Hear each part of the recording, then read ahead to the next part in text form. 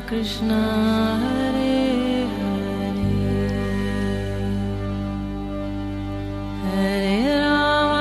हरे राम राम राम हरे हरे।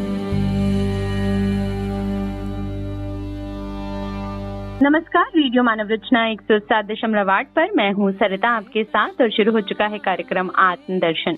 श्रोताओं, जैसा कि आप सब जानते हैं, इस कार्यक्रम में हम बात करते हैं प्रभु श्री कृष्ण की, उनकी लीलाओं की। बहुत सारी पुस्तकों ग्रंथों में उनकी लीलाओं का वर्णन मिलता है और इस कार्यक्रम में हमेशा की तरह अपना ज्ञान हमारे साथ बांटने के लिए स्टूडियो में मौजूद होती हैं रागलेखा दासी जी, चरणाश्रित युगाचार्य श्रीमद भक्ति वेदांत नारायण गोस्वामी जी की शिष्या। रागलेखा दासी जी, आपका स्वागत है हमारे स्टूडियो में।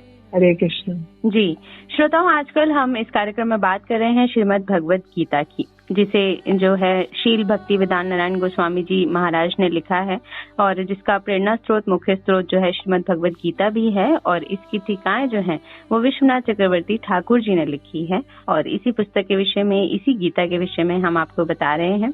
10वें अध्याय के बारे में बात कर रहे थे। पिछले एपिसोड में हमने काफी सारे श्लोकों का वर्णन रागलेखा दासी जी से जाना और 29 श्लोकों तक का वर्णन हम कर चुके हैं। इस अध्याय में श्रोताओं कुल 42 श्लोक हैं और आज हम आगे बढ़ेंगे। इसके 30वें श्लोक से जानेंगे रागलेखा दासी जी से इसका वर्णन।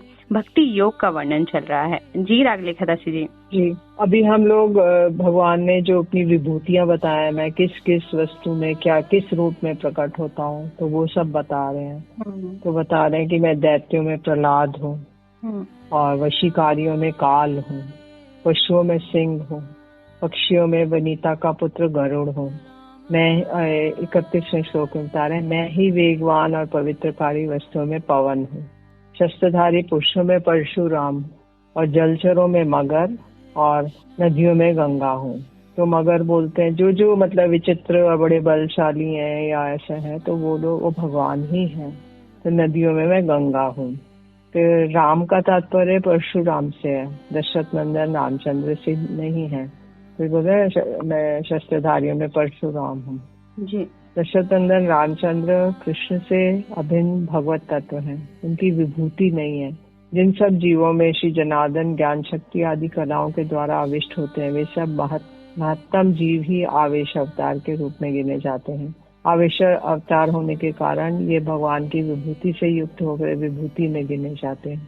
इस विषय में पद्म पुराण में कहा गया है, हे देवी, धनुर्धारी शक्तावेश अवतार जमदग्नि के पुत्र परशुराम प्रभु के संपूर्ण चरित्र को तुम्हारे निकट व्यक्त किया गया है। जी। फिर 32वें श्लोक की ओर बढ़ रहे हैं, हे अर्जुन, मैं ही आकाश आदि सृष्ट वस्तुओं का आदि स्थिति और अंत हूँ, तथा आकाश आदि भी मैं ही हूँ। मैं विद्याओं में अध्यात्म विद्या अर्थात आत्मज्ञान हूँ। मैं तर्क और विचार में, प्रसंग में, वाद, जल्प और वितंडा, इन तीनों बातों में तत्व निर्णय करने वाला वाद हूँ। तो अगर जो तर्क और वो करते हैं तो 3 प्रकार के होते हैं, ये वाद, जल्प और वितंडा। तो उसमें वाद हूँ मैं। भगवान कह रहे हैं जो सृष्ट होता है उसे सर्ग कहते हैं, जैसे आकाश आदि। मैं इनका आदि, सृष्टि, अंत और संहार और मध्य में पालक हूँ। अतः सृष्टि, स्थिति, प्रलय मेरी विभूति होने के कारण ध्येय है। विष्णु पुराण में शिक्षा, कल्प, व्याकरण, ज्योतिष, निरुक्त, छंद, ये 6 वेदांग, ऋक्, साम, यजु और अथर्ववेद, 4 वेद, मीमांसा, न्याय शास्त्र, धर्मशास्त्र, पुराण को 14 मुख्य विद्याएं कहा गया है। इन विद्याओं के अनुशीलन से मानव बुद्धि प्रखर होती है और नाना प्रकार के विषयों का ज्ञान वर्धित होता है। ये ज्ञान मानव की जीविका निर्वाह में सहायता करता है और धर्म पथ को भी प्रदर्शित करता है। किंतु जिस विद्या के द्वारा मनुष्य अमृतत्व की प्राप्ति करता है, भव बंधन से निर्मुक्त होता है और पर ब्रह्म विषय पूर्ण ज्ञान प्राप्त कर अक्षर वस्तु को जान सकता है, वे अध्यात्म विद्या पूर्वोक्त विद्याओं से श्रेष्ठ है। यह अध्यात्म विद्या ही भगवान की विभूति है। भगवद गीता और उपनिषद भी इसी अध्यात्म विद्या की श्रेणी में आते हैं। किंतु श्रीमद् भागवत के 10वें स्कंद में इसमें वर्णित ब्रजवासियों की रसमयी भक्ति सर्वश्रेष्ठ है, क्योंकि वह रसमयी भक्ति भगवान की लादनीय और समृद्ध का सार स्वरूप है, अर्थात श्री कृष्ण का ही स्वरूप है। तात्पर्य यह है कि प्रेम भक्ति की एक आंशिक विभूति ही अध्यात्म विद्या है। जब एक पक्ष अपने मत की प्रतिष्ठा के लिए निरंतर विपक्ष के मत में दोषारोपण करता है तो उसे जल्प कहते हैं। तो जैसे एक पक्ष चल रहा है, वो अपने दूसरे जो विपक्ष है उसको दोषारोपण करता रहेगा तो जल्प हो गया। सत्य को दूर रख के विचार और युक्ति को छोड़कर परस्पर जो दोषारोपण किया जाता है वह है वितंडा। तो इसमें सत्य का कोई प्रकाश नहीं होता। इसका लक्ष्य सत्य का निर्धारण न कर केवल पांडित्य का प्रदर्शन होता है। इसमें विजय की इच्छा बलवती होती है। तत्व फल निर्णायक परम सत्य की प्रतिष्ठा ही जिस विचार का उद्देश्य होता है उसे वाद कहते हैं। इसमें केवल सत्य ही निर्धारित होता है। ये वाद ही अन्य सबसे श्रेष्ठ है। तत्वदर्शी गुरु ज्ञान पिपासु शिष्य परस्पर मिलकर तत्व निर्णय के लिए परस्पर सत्य आलाप द्वारा जो तत्व वस्तु का निर्णय करते हैं उसे ही वाद कहते हैं। इसमें एक दूसरे को पराजित करने की इच्छा अथवा पांडित्य का अभिमान नहीं होता। 33वें श्लोक में कह रहे हैं, मैं अक्षरों में अकार, समासों में द्वंद्व समास हूँ।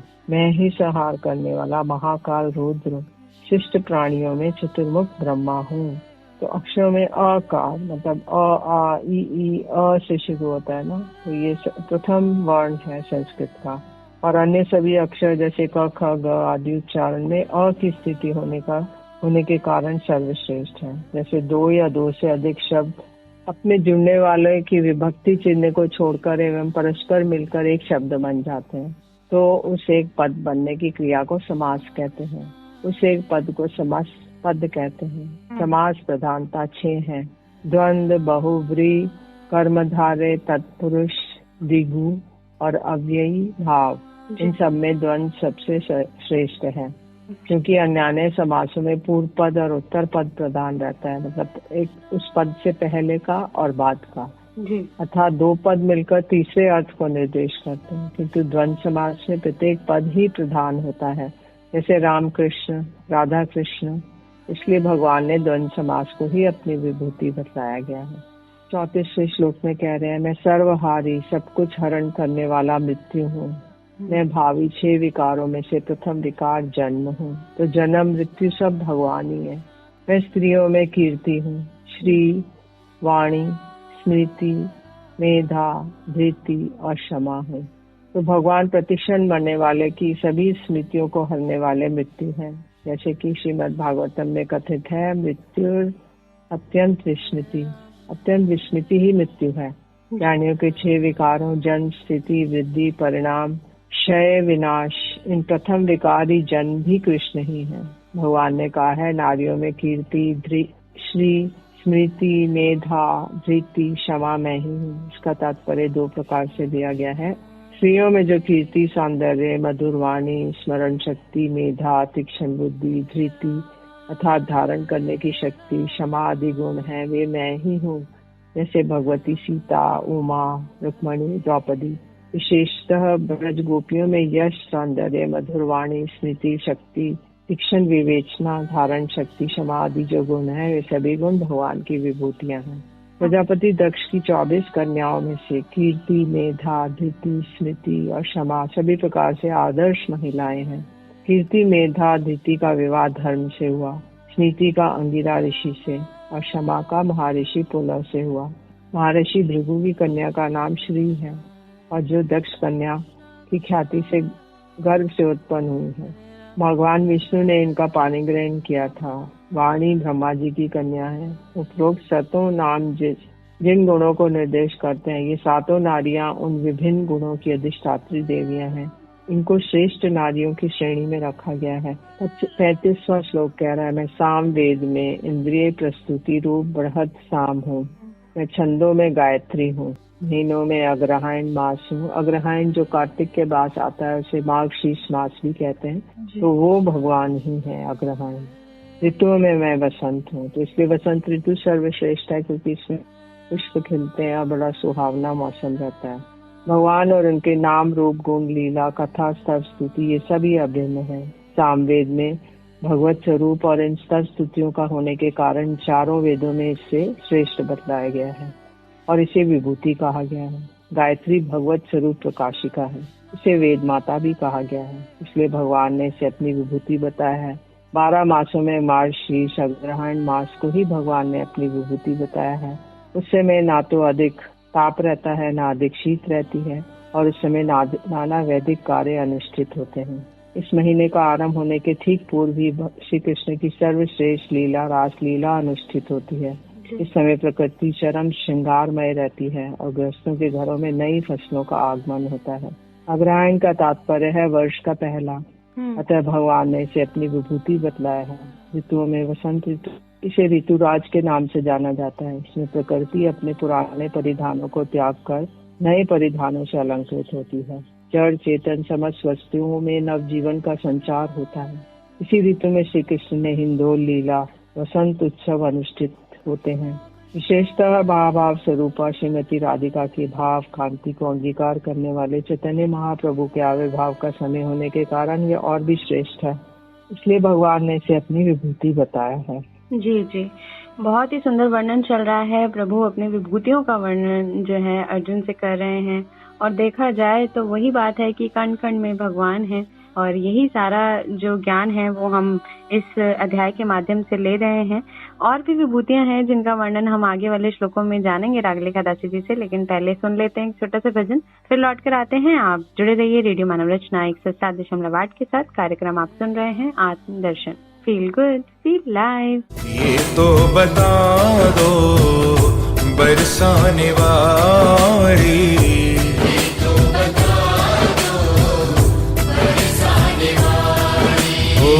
मैं कैसे तुम्हारी लगन छोड़ दूंगा,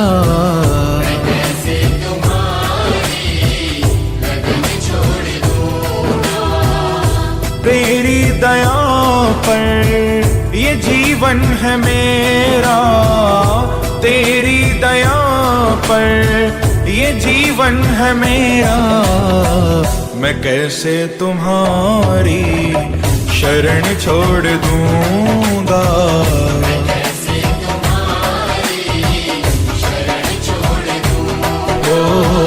मैं कैसे तुम्हारी शरण छोड़ दूंगा,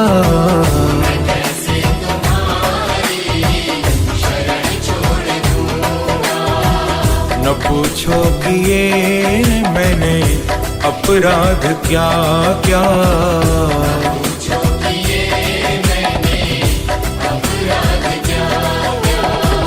कहीं ये जमीन आसमां हिल न जाए,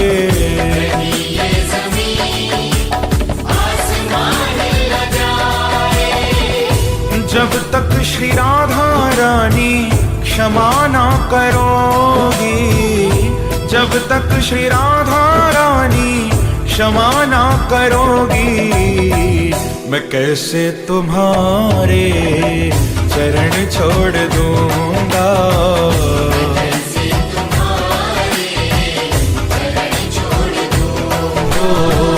मैं कैसे तुम्हारे चरण छोड़ दूंगा,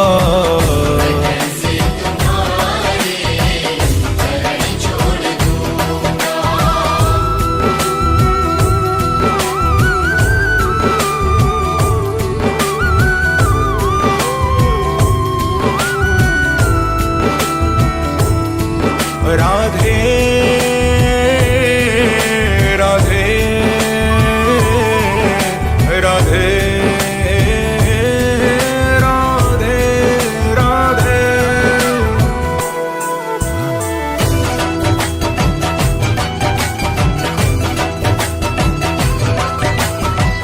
बहुत ठोकरें खा चुका जिंदगी में,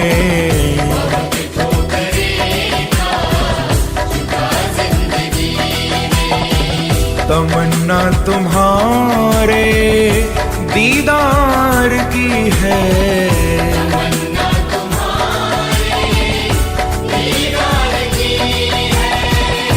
जब तक श्री राधा रानी दर्शन न दोगी, जब तक श्री राधा रानी दर्शन न दोगी, मैं कैसे तुम्हारा भजन छोड़ दूंगा,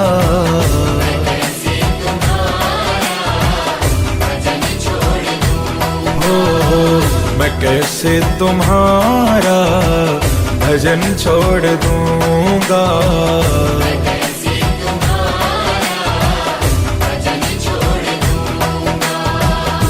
तारो न तारो मर्जी तुम्हारी,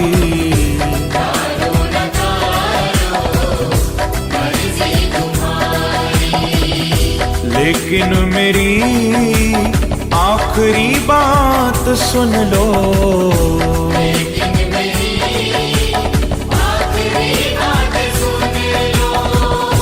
मुझको श्री राधा रानी जो दर से हटाया, मुझको श्री राधा रानी जो दर से हटाया, तुम्हारे ही दर पे मैं दम तोड़ दूंगा।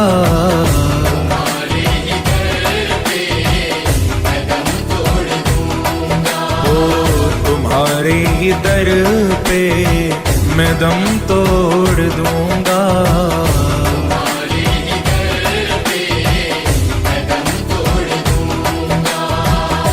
किशोरी कुछ ऐसा इंतजाम हो जाए,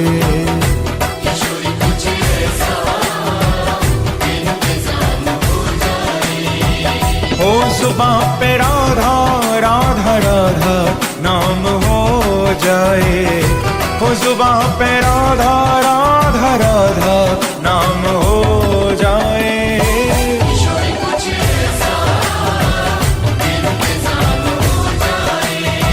ओ किशोरी कुछ ऐसा इंतजाम हो जाए। श्री राधे श्री राधे राधे श्री राधे,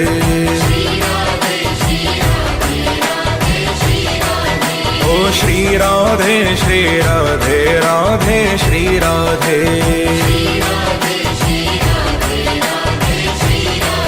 ओ श्री राधे श्री राधे, ओ श्री राधे श्री राधे,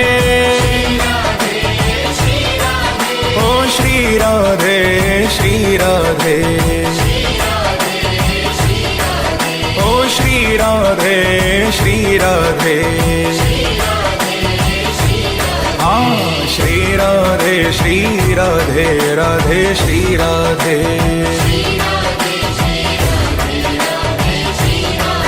ओ श्री राधे श्री राधे राधे श्री राधे।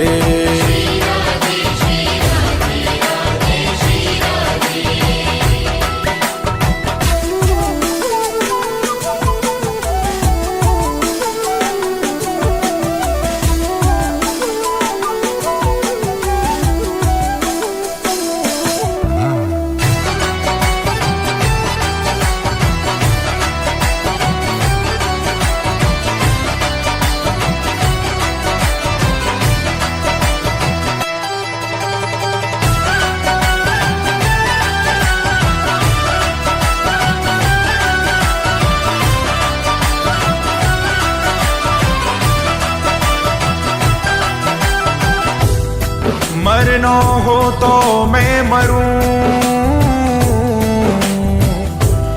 श्री राधे के द्वार, कभी तो लाडली पूछेंगी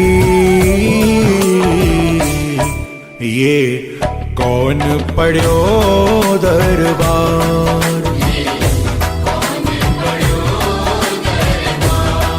ये कौन पढ़ो दरबार।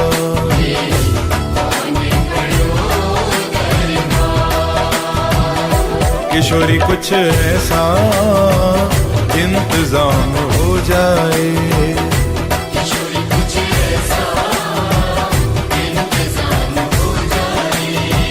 हो जुबां पे राधा राधा राधा नाम हो जाए, हो जुबां पे राधा राधा राधा नाम हो जाए।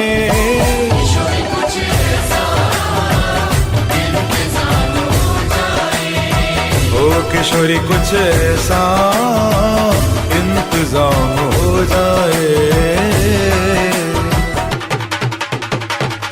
आते बोलो, हो जाते बोलो, उठते बोलो, हो सोते बोलो, हो हंसते बोलो, हो रोते बोलो, श्री राधे राधे, श्री राधे राधे, ओ राधे राधे, हमें शाम मिला दे।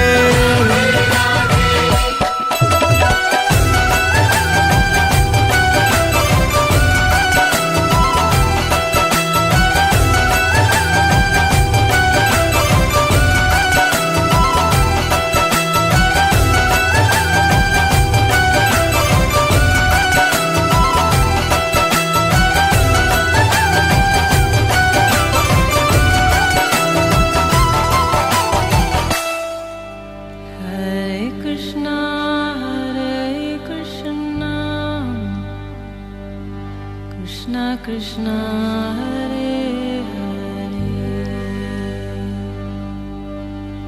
Hare Rama Hare Rama,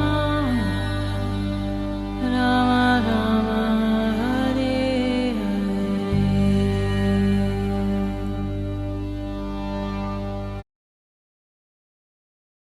स्वागत है श्रोताओं, आप सभी का एक बार फिर रेडियो मनोरचना 107.8 पर। मैं हूँ सरिता आपके साथ और कार्यक्रम आप सुन रहे हैं आत्मदर्शन, जिसमें बात होती है श्री कृष्ण की लीलाओं की। श्रीमद् भगवत गीता का वर्णन चल रहा है और 10वां अध्याय जान रहे हैं। 10वें अध्याय के बारे में हम जान रहे हैं और बहुत सारे श्लोक हैं इसमें, कुल 42 श्लोक हैं और रागले खदासी जी श्लोक दर श्लोक इनका वर्णन कर रही हैं। प्रभु श्री कृष्ण अपनी विभूतियों का वर्णन कर रहे हैं और इनको सुनकर यही ज्ञात होता है इस संसार में कोई भी ऐसी वस्तु नहीं है जो प्रभु से जो है जुड़ी हुई ना हो। हर रूप में, हर कण में, हर पत्ते में, हर बूटे में सिर्फ और सिर्फ प्रभु का वास है और यही सारी विभूतियों का वर्णन जो है हम जान रहे हैं रागले खदासी जी से। बढ़ते हैं अगले श्लोक की तरफ और जानते हैं रागले खदासी जी से इसका वर्णन। जी 37वें श्लोक में कह रहे हैं कि मैं छल करने वालों में जुआ हूँ, तेजस्वियों का तेज हूँ, विजयी होने वाले में जय हूँ, उद्यमी पुरुषों का उद्यम हूँ और बलवानों में बल हूँ। 37वें श्लोक में कह रहे हैं मैं वृष्णियों में वासुदेव हूँ, मैं पांडवों में अर्जुन हूँ, मुनियों में व्यास हूँ, कवियों में शुक्राचार्य नामक कवि हूँ। 38वां श्लोक कह रहे हैं कि मैं दमनकारियों में दंड हूँ, जीतने की अभिलाषा करने वालों में नीति हूँ, गोपनीय रखने वालों में मौन और ज्ञानियों में ज्ञान हूँ। 39वां श्लोक कह रहा है हे अर्जुन, समस्त जीवों को मूल कारण अर्थात बीज हूँ, वह भी मैं ही हूँ। चर अचर वस्तुओं में ऐसी कोई भी वस्तु नहीं है जिसकी सत्ता मेरे बिना हो। हे परंतप 40वां श्लोक कह रहा है मेरी दिव्य विभूतियों का अंत नहीं है, किंतु विभूतियों का ये विस्तार मैंने तुम्हें संक्षेप में सुनाया है। भगवान के द्वारा नहीं कही गई विभूतियों का संग्रह करने के लिए ये उपलक्षण कह रहे हैं 41वें श्लोक में। ऐश्वर्य युक्त, सौंदर्य, संपत्ति युक्त, शक्ति, प्रभाव आदि से युक्त जो वस्तुएं हैं वे समस्त वस्तुओं को तुम मेरे तेज और शक्ति से के अंश से उत्पन्न जानो। इस प्रकार पृथक पृथक विभूतियों का वर्णन करके अब उससे समष्टि रूप से कहते हैं 42वें श्लोक में हे अर्जुन, इस पृथक पृथक उपदेश ज्ञान से तुम्हारा क्या प्रयोजन है? तुम मात्र इतना जानो कि मैं अपने एक अंश से ही इस समस्त जगत को धारण कर अवस्थित हूँ। तो भगवान कह रहे हैं कि ये सारा जगत, ये सब वस्तु मैं ही धारण कर रहा हूँ। तो पूर्व अध्याय में जो पहले अध्याय था विशुद्ध श्री कृष्ण भक्ति का उपदेश दिया गया था। इसमें ऐसा संदेह होता है कि अन्य देवताओं की उपासना में भी कृष्ण की सेवा हो सकती है। इस संदेह को दूर करने के लिए भगवान ने इस अध्याय में कहा है ब्रह्मा, रुद्र आदि देवतागण मेरी ही विभूति है, मैं इसका आदि, अजन्मा, अनादि सर्व महेश्वर हूँ। इस प्रकार विचार करके विभूति तत्व को जान लेने पर अनन्य भक्ति में कोई बाधा नहीं है। परमात्मा जो कि मेरे एक अंश है, क्योंकि भगवान के एक अंश परमात्मा है जो चतुर्भुज, अंगूठे के जितने हैं चतुर्भुज हैं और सब जीवों के हृदय में निवास करते हैं।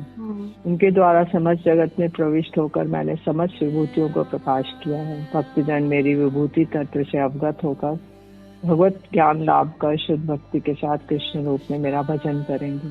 इस अध्याय के 8 से 11 तक श्लोकों को में शुद्ध भजन और इसके भजन के फल का वर्णन किया गया है। समस्त विभूतियों के मूल स्वरूप श्री कृष्ण के भजन ही जीव के नित्य धर्म रूप प्रेम को प्राप्त कराने वाला है। यही इस अध्याय का निष्कर्ष है।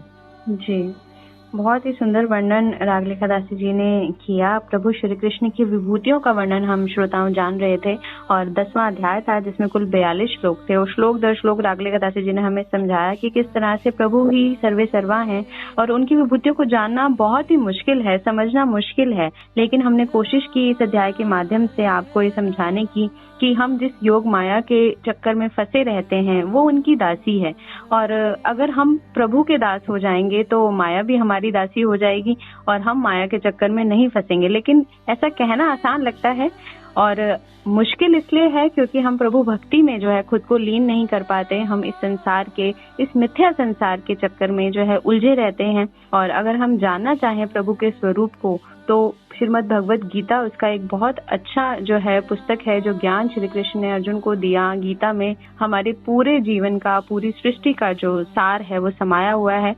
अगर हम इसे ध्यान से समझने की कोशिश करें और इस कार्यक्रम के माध्यम से हम आप तक ये ज्ञान पहुंचाने की कोशिश कर रहे हैं। अगर आपको इस प्रोग्राम के विषय में कुछ कहना है, आपकी कुछ राय है, आप कुछ पूछना चाहते हैं, हमारा नंबर है 8010781078। तो श्रोताओं, आज हमने इसका जो 10वां अध्याय है वो पूरा कर लिया है। आगे इसके 11वें अध्याय का वर्णन भी हम रागलिका दासी जी से जानेंगे, लेकिन अपने आने वाले एपिसोड में। आज के लिए बस इतना ही। रागलिका दासी जी, आपका बहुत बहुत शुक्रिया हमारे स्टूडियो में आने के लिए। हरे कृष्णा। एक संशोधन मैं करना चाहती हूँ।